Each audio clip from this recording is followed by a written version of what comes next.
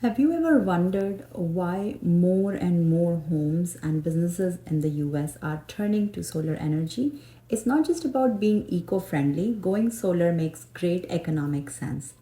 In today's video, we will look into how solar power can save you money and the latest incentives available. Hi guys, my name is Parul, and if you are new here, I'm an economist and I like to make videos on personal finance to help people get financial freedom fast. I live in Southern California and we installed solar panels last year, plus the federal and state incentives made the initial investment much more affordable. Electricity bills can be a significant monthly expense. By generating your own solar power, you can drastically reduce or even eliminate these costs. And over years, it can mean tens of thousands of dollars in savings. With the cost of solar panels decreasing and efficiency improving, the return on investment has never been better. Most homeowners see a payback period of just 5 to 8 years, and after that, it's pure savings. So, now let's talk about incentives. The federal government offers a solar investment tax credit or ITC, which allows you to deduct 30% of the cost of installing a solar energy system from your federal taxes. This credit applies both to residential and commercial systems. Also, there is no income limit to qualify for this, and you can claim the credit each year you're eligible for it. In 2022, Joe Biden extended the period till 2032. So, I read this from the government website. Americans may be eligible to receive a 30% federal tax credit if they installed or will install a solar photovoltaic system between 2022 and 2032, potentially reducing the cost of installation by more than $7,500 for an average system. You have to fill Form 5695 to claim a tax credit, but this form is also used to claim tax credit for up to $3,200 for other energy efficient home improvements such as windows and insulation through the Energy Efficient Home Credit. Many states also offer additional incentives. For instance, California has the Self Generation Incentive Program, which provides rebates for homeowners who install solar energy storage systems. So, if you install solar batteries, then you can use it. On top of that, some utilities offer net metering programs. This means if your solar system produces more electricity than you use, you can sell the excess power back to the grid, which will further offset your energy cost. And don't forget about property value. Homes with solar panels often sell faster and at a higher price than those without. According to some recent studies, solar installations can add up to an average of $15,000 to your home's value. So this is all good stuff. Okay, but I'm an economist and like to put numbers. So to understand the financial impact of going solar, let's break down the numbers. Average installation cost is $20,000 for a typical residential solar system. The federal tax credit would be 30% of the installation cost, which will reduce the cost by $6,000. So the net cost will be $20,000 minus 6,000, which is $14,000. And monthly savings. So the current monthly bill is $150. And estimated savings with solar would be up to 90%. So in this case, it will be $135 per month. So to calculate the annual savings, we will multiply this by 12 and this will give you 1620 as the savings. Now, what is the payback period? We will divide this $14,000, your cost, by the 1620 annual savings, and it will be 8.6 years. So the combined financial benefit would be the initial investment of 14,000, which is after the federal tax credit, and the annual savings of 1620 from the solar energy. So the total savings over 10 years would be 1620 times 10, which is $16,200. So the total effective cost after 10 years, or in fact, total effective savings after 10 years would be $14,000 minus 16,200, which is equal to a cost of negative $2,200 or a profit of $2,200.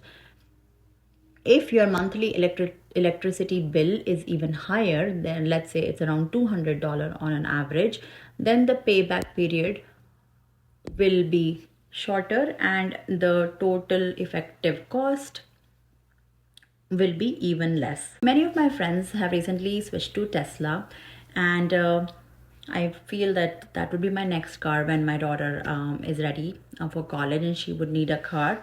So I was trying to calculate, how much it would be for us as a family.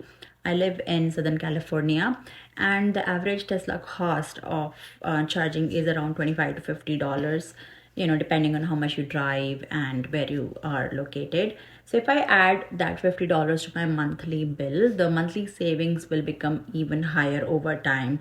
So let's calculate it. So let's say the current monthly bill is $200, and the estimated savings with solar would be up to 90% or $180 per month.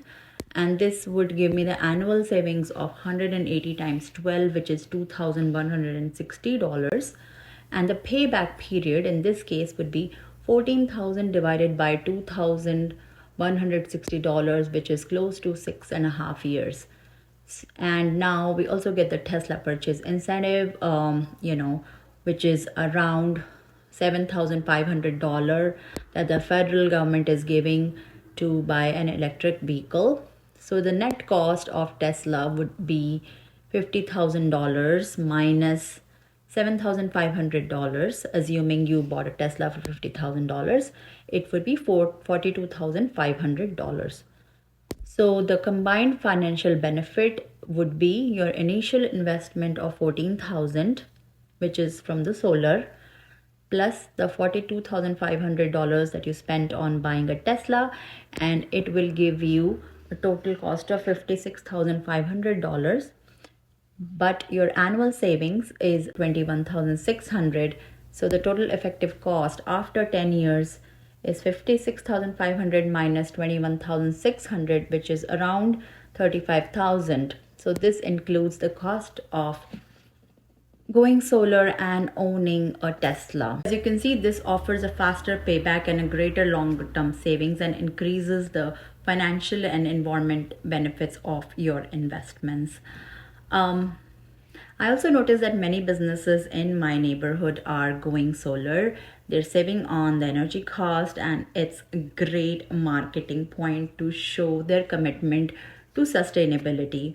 Plus, there are incentives specifically for businesses like accelerated depreciation and local rebates. For those who are considering going solar and don't have enough in their bank, there are also some financing options available, and so you can consider that.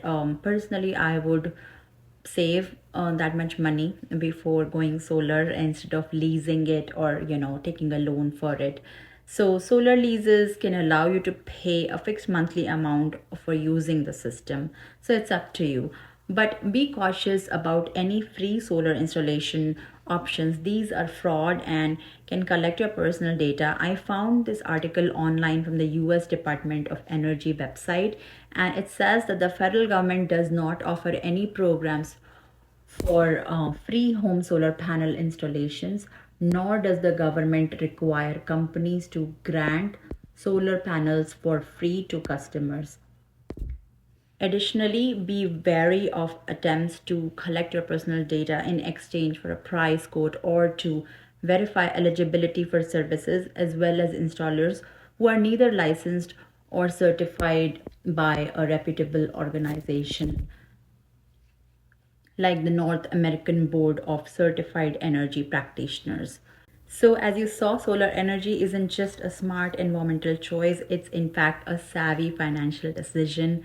With falling cost and substantial incentives and significant savings over the years, it will be great if you're considering going solar.